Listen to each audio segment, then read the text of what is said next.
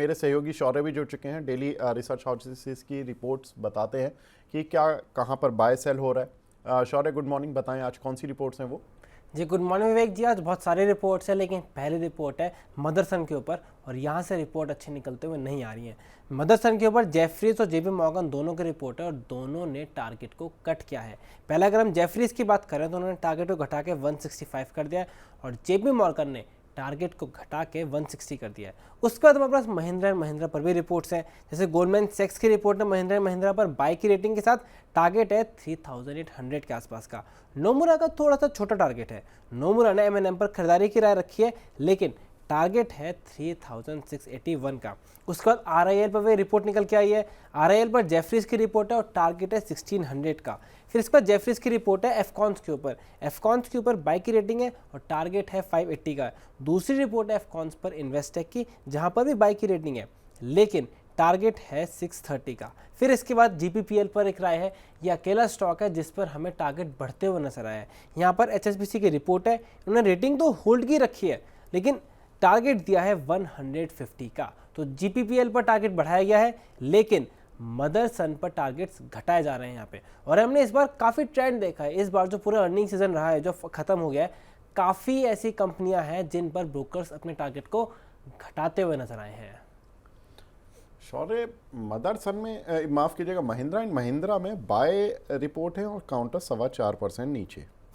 मदरसन सुमी लगातार पिट रहा है, टारगेट घट रहे हैं, लेकिन वो अपने टारगेट घटा रहा है। वो अगर देखें तो मदरसन ठीक है, आप इस होप में बैठे रहते हैं कि ये ऊपर तो आएगा, ये ऊपर तो आएगा, क्योंकि अभी 124 चल रहा है। अब अगर आप 160 165 की रिपोर्ट देख लेंगे तो आप बैठ जाएंगे कि हाँ जी ठीक है, अभी तो 160 65 आएगा। अब आधे दर्शक तो हमारे 190 95 के फंसे हुए हैं। उस समय रिपोर्ट आती थी 250 रुपये के टारगेट के लिए, तो लोगों ने सोचा 250 जाएगा।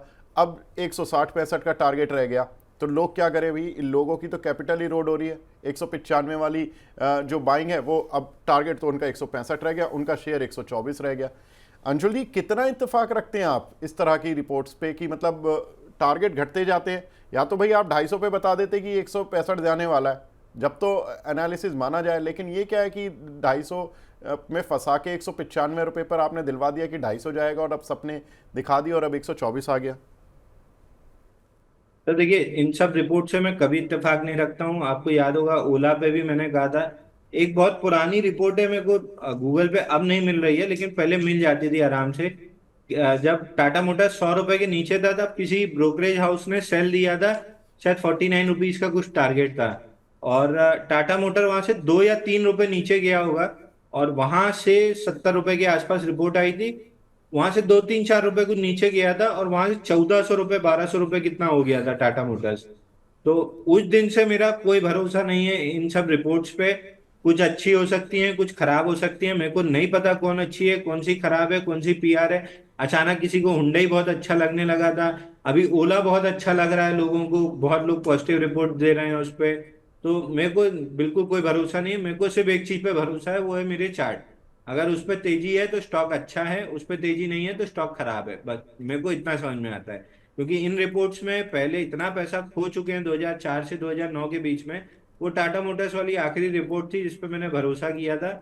और टाटा मोटर्स उसने इतना मतलब गजब, वहां से 3 रुपए से केवल नीचे गया और 10 गुना बढ़ गया वहां से। तो मेरे को इन रिपोर्ट्स पे कोई भरोसा नहीं होता है। बिल्कुल।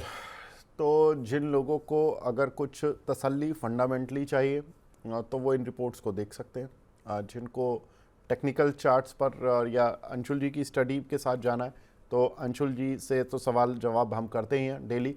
तो आप अंशुल जी से सवाल पूछ लीजिए, वो ज़्यादा बेहतर है। फ़िलहाल तो अंशुल जी का जो एनालिसिस है वो बैंग ऑन टारगेट रहा है, तो मैं यही बोलूँगा कि भाई आप अभी फ़िलहाल अंशुल जी के साथ ही रहें। ये रिपोर्ट्स ठीक हैं, जो फंडामेंटल के आधार पर जो भी आए हैं, टारगेट्स आए हैं, वैल्यूएशन है, उनके आधार पर देख लीजिए कि अगर आपको लगता है तो बने रहिए।